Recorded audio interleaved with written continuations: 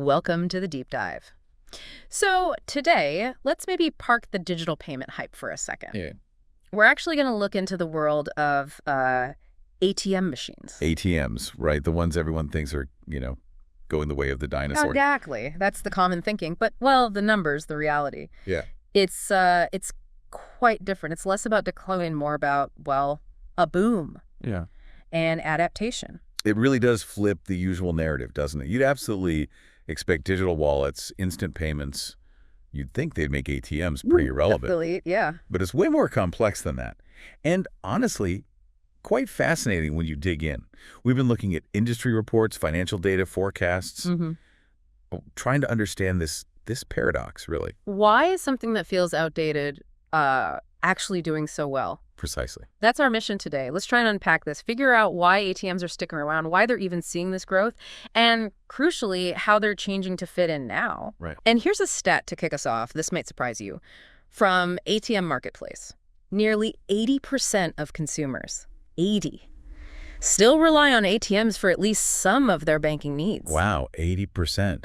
That really hits home, doesn't it? It does. A huge majority. It highlights something fundamental.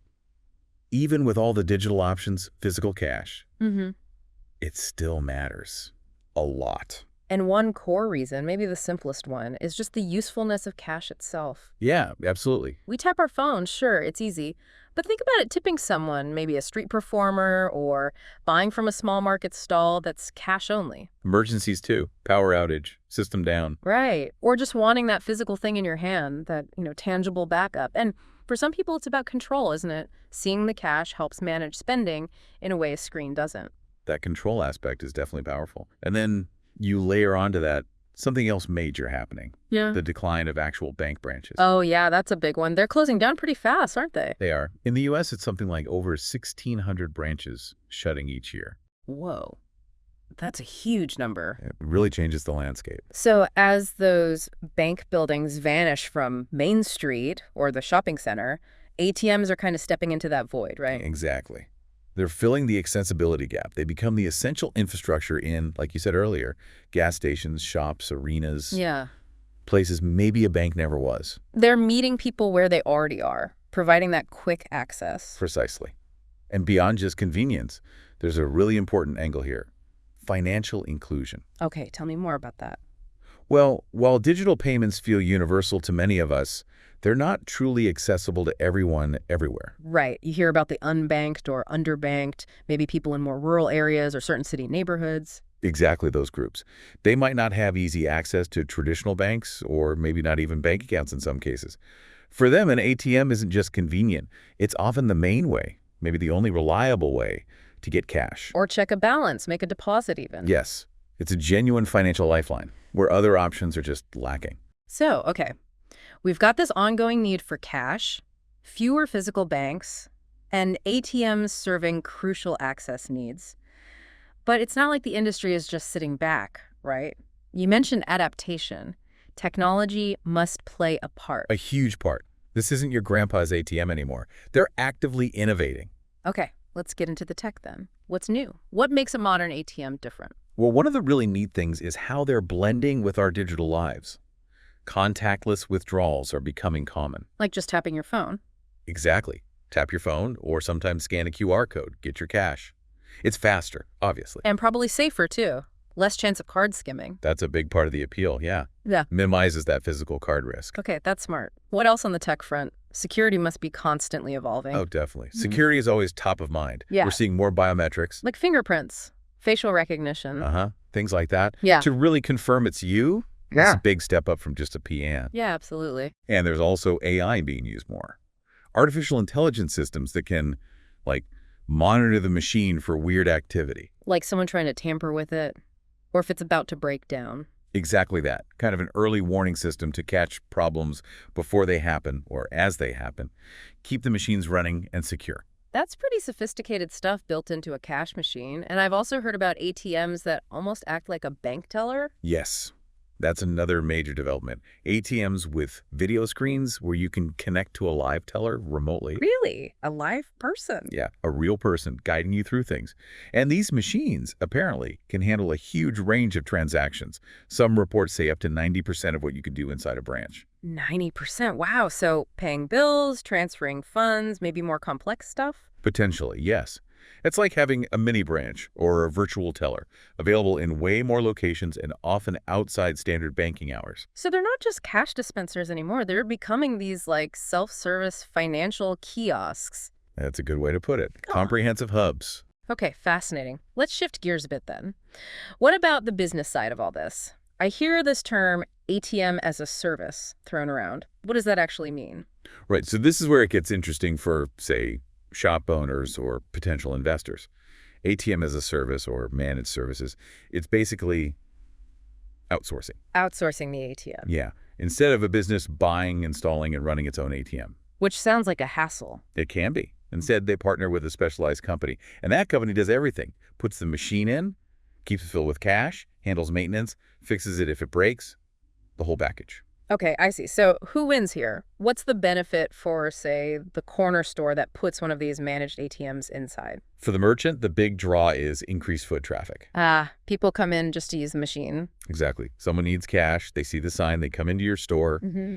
and while they're there, well, maybe they'll buy a drink or snacks or something else. So it provides a useful service and potentially boosts their own sales. Makes sense. It's convenience that can translate directly to revenue for them. Okay. And what about investors? Why would someone invest in this model? For an investor, it can be a way to get into the ATM business without the day-to-day operational grind. So they might own the machine itself. Right. They put up the capital for the machine, maybe. Hmm. But the specialized company handles the cash logistics, the tech support, the repairs. So the investor gets the income from the transaction fees, the surcharges, but without having to, physically refill it with cash themselves. Exactly. It becomes a more semi-passive income stream for them. They outsource the operational headaches. And does this model also create opportunities for, like, individual entrepreneurs, people wanting to start their own small business? Absolutely. Managed services have arguably lowered the barrier to entry. An entrepreneur can focus on the strategy part, finding good locations, negotiating placements. Like finding a busy spot that needs an ATM. Precisely. They find the spot, maybe own or lease the machine, and then partner with a service provider to handle the ongoing operations. They become kind of a network builder, often sharing revenue with the location owner. So lots of different ways to be involved now. But what if someone does want to go all in, own and operate their own machines directly without a managed service provider? What are the pros and cons there? Okay, yeah, direct ownership. There are definitely pluses. That surcharge revenue we mentioned, that goes directly to you. It can build up into a decent semi-passive income. Semi-passive once it's set up, I guess. Right. After the initial outlay, the ongoing costs, electricity, receipt paper, maybe some basic upkeep are usually pretty low per machine. And you can scale it up, right? Start with one, add more. For sure. It's scalable. You build your network machine by machine. And like we said, having an ATM can make the host location happy, potentially bringing them more business. And the core demand for cash makes it somewhat resilient as a business model. You could argue that, yes. The need it fulfills isn't vanishing overnight. Okay, those sound like solid advantages, but there have to be downsides, challenges to doing it all yourself. Oh, absolutely. It's not risk-free. The biggest hurdle, often, is the upfront cost. Buying the machines themselves? The machines, yes.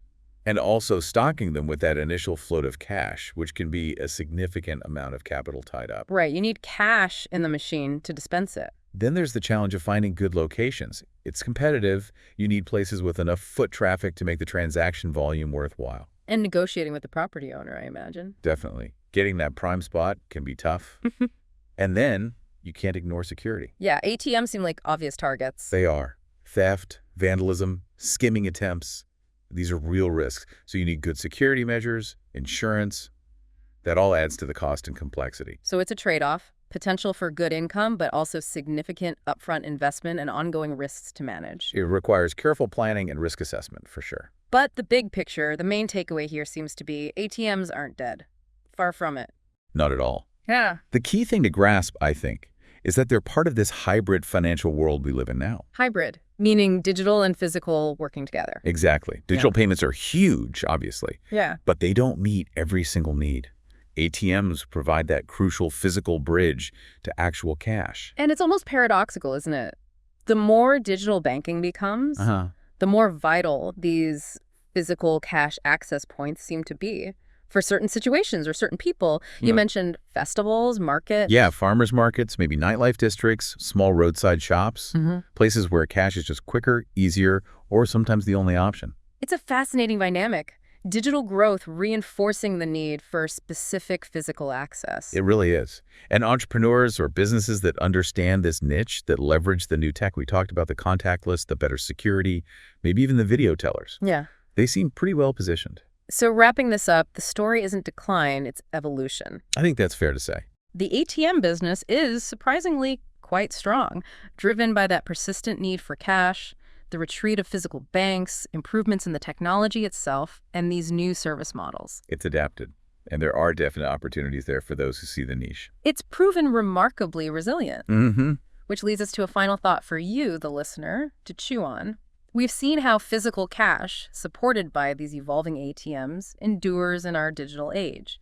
So the question is, what other technologies, things that maybe seem outdated or fading, what else might have a similar surprising staying power? What basic human needs or stubborn practical realities might keep them relevant, maybe even lead to their own unexpected comeback in the years ahead?